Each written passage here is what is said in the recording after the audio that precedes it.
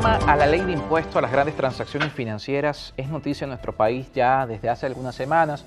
Una modificación que la Asamblea Nacional electa en el año 2020 ha hecho a través de la Comisión Permanente de Finanzas y Desarrollo Económico, ahora a una ley que en principio establecida cerca del año 2015 en torno a las grandes transacciones en bolívares. Hoy con esta reforma se amplía a las transacciones en divisas y las transacciones con criptomonedas. En estudio hemos tenido a Ramón Lobo, que es parte de esa comisión, diputado a la Asamblea Nacional.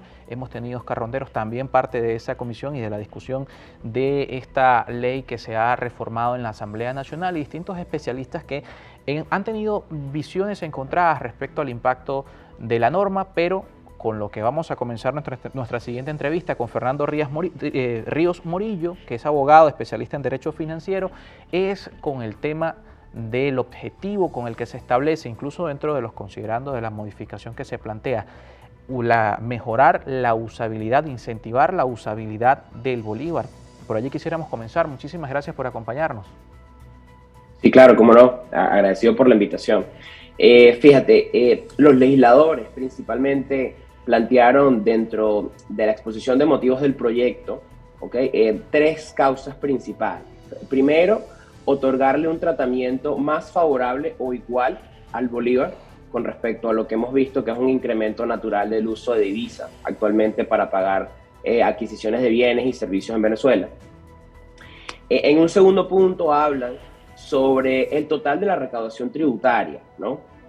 Actualmente este impuesto, sin la entrada en vigencia de la reforma actual, representa alrededor del 13% del ingreso total tributario. Y se tiene previsto que con la entrada en vigencia de esta reforma se aumente hasta casi un 19%, casi un 20% de la recaudación tributaria nacional, lo cual es bastante, muchísimo dinero que estaría ingresando a la Hacienda Pública Nacional únicamente bajo la reforma establecida, ¿no? Y un tercer punto, pues quieren o buscan incentivar el uso del bolívar por encima de lo que vienen siendo las transacciones en divisas, que naturalmente hemos visto cómo en los últimos años en Venezuela han aumentado muchísimo en volumen, ¿no? Esto paradójicamente nosotros consideramos que va a tener un efecto que, si bien va a incentivar el uso del bolívar en cuanto al aumento de transacciones, posiblemente tenga otros efectos que más adelante, si quieres, te comento con más profundidad, pero que muy probablemente sean negativos en la economía nacional. Sí, comencemos revisando el contenido de esta modificación de la ley, porque hay varios aspectos importantes. Mencionabas, por supuesto, el impacto que va a tener en la recaudación del servicio tributario de nuestro país, pero dentro de la norma, una de las particularidades que tiene es la incorporación de las personas naturales. Y ahí hablamos del nombre de la ley a las grandes transacciones financieras, de impuesto a las grandes transacciones financieras, pero incorporar a las personas naturales como de alguna forma también va con la naturaleza de una norma que se planteó en 2015 con grandes contribuyentes, y que hoy la modificación se hace hacia el natural en particular, con el caso de las divisas, que también es importante hacer la aclaratoria. El natural con divisas y también con bolívares, donde también se establece el margen de recaudación porcentual cerca del 2%. Sí, fíjate, es una muy buena pregunta, y principalmente es uno de los factores, vamos a llamarlos piramidales de la ley, o de la reforma de la ley. Se introducen dos supuestos nuevos en cuanto a cómo sería la exigibilidad de este impuesto. En un primer supuesto estamos hablando de lo que se ha definido a manera un poco informal, en la doctrina de discusión, como el supuesto de pago financiero o bancario. Vamos a plantearlo con ejemplos muy sencillos para ayudar a la audiencia a que un poco pueda entender el contexto. Imaginemos que una persona tiene una cuenta bancaria dentro de alguna de las instituciones financieras del país, y esa cuenta bancaria es en divisas. Divisas quiere decir todo aquello diferente tanto al bolívar como al petro. Y se dispone a pagarle a otra segunda persona, llamémosla persona natural. Persona natural es todo aquel que no es una compañía o una fundación o una sociedad civil, como tú o como yo. Esa operación, técnicamente, de acuerdo a la reforma como está planteada actualmente, generaría el impuesto. Y ese es uno de los primeros supuestos nuevos que está introduciendo la reforma.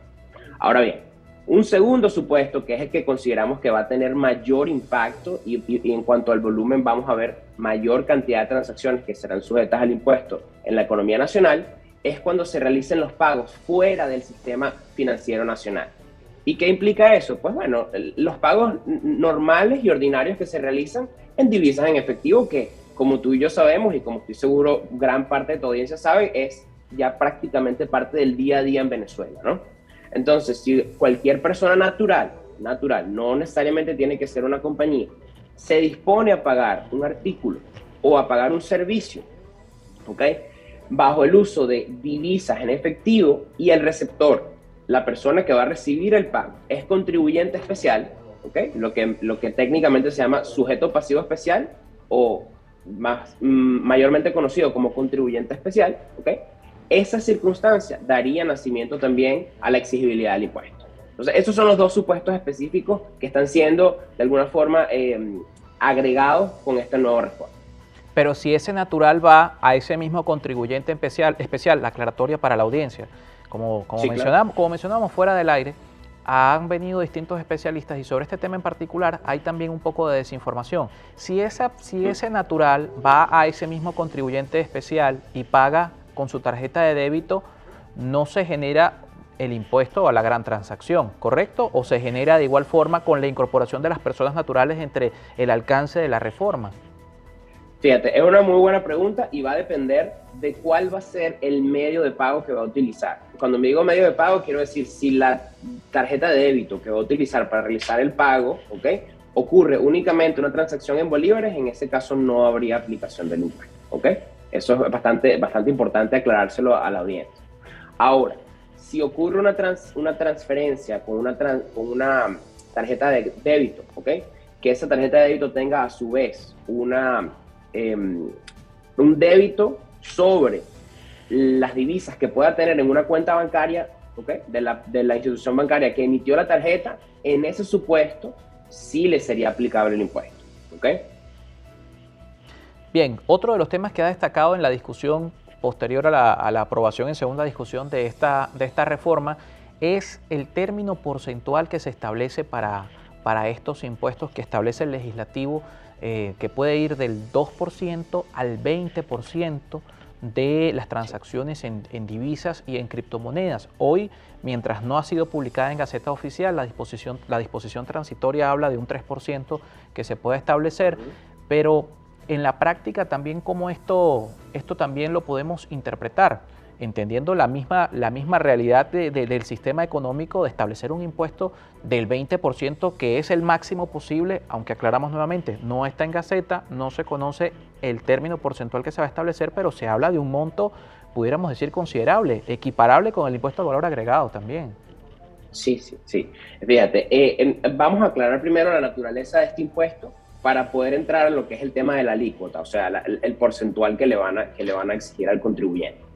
Este tipo de impuestos naturalmente, o más llamémoslo históricamente, es un tipo de impuesto que se utiliza de manera coyuntural, es decir, él no es un impuesto que en teoría debería permanecer dentro de la ecuación macroeconómica de un país, ¿okay?, sino que por el contrario tiene que cumplir ciertos objetivos y una vez que cumple esos objetivos se tiene que de alguna forma sacar del sistema. ¿Y se establece en la reforma esta duración en el tiempo de la...? No se establece ni en la reforma ni en la promulgación original del impuesto se estableció de esta manera. Pero es la fórmula con la cual se ha aceptado internacionalmente la aplicación de un tipo de impuesto a las transacciones y a los débitos financieros. ¿Ok? Ahora bien, ¿dónde está la preocupación en este proyecto de reforma con respecto a las alícuotas? Es decir, los porcentajes que potencialmente se pudieran cobrar en el momento en el que se configura la obligación tributaria, ¿no? Como tú bien explicabas, hay porcentajes mínimos del 0%, ¿ok?, que son las transacciones previas a la entrada en vigencia, y luego vamos en un margen que va desde el 2% hasta potencialmente el 20%, ¿ok? Y aquí me permito recordarle algo tanto a la audiencia y me gustaría que de repente dentro de esa audiencia existieran miembros de la Asamblea Nacional o de alguna forma legisladores que estén revisando el proyecto, para recordarles que el artículo 317 de nuestra Constitución Nacional expresamente nos dice que ningún tributo puede tener efecto confiscatorio. Esto quiere decir que ningún tributo, impuesto, tasa o contribución puede confiscar la propiedad de las personas. Entonces, claro, aterrizando un poco esto sobre la economía nacional, aceptar que potencialmente el CENIAT pueda cobrar el 20% del valor total de una transacción únicamente porque se esté pagando en divisa, a nosotros y nuestra interpretación nos parece que, primero, es una alícuota absurda que naturalmente va a afectar de manera muy negativa la economía nacional y a su vez viola el principio de no confiscación establecido en la Constitución. Bien, nos toca hacer una pausa. Al regreso vamos a hablar precisamente del impacto de la economía. Se ha dicho por voceros que también han estado en nuestro espacio que es un impuesto confiscatorio y hablan de los impactos tanto inflacionarios, que lo vamos a desarrollar al regreso, como también el estímulo que puede significar para el crecimiento de la informalidad de la actividad económica en nuestro país. Está con nosotros Fernando Ríos Murillo, él es abogado especialista en Derecho Financiero y también miembro de la Asociación Venezolana de Derecho Tributario. Hacemos una pausa y venimos con la última parte de nuestro espacio.